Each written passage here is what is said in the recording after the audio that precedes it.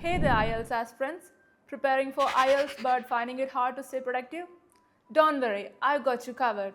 I got 5 powerful tips that will help you stay focused and motivated. Set specific goals for each study session. For example, instead of saying I'll study reading today, say I'll finish one passage and learn 10 new words. This way, you'll know what you're working towards and won't waste time deciding what to do. Use a timer. The Pomodoro technique works wonders. Study for 25 minutes, then take a 5-minute break. It helps you stay focused and prevents burnout. You can even just use your phone's timer. Eliminate distractions. Put your phone on silent and keep only what you need on your desk. Find a comfortable and quiet space to study. Even better, use apps that block social media while you're studying. Focus is the secret weapon for IELTS success. Practice active learning.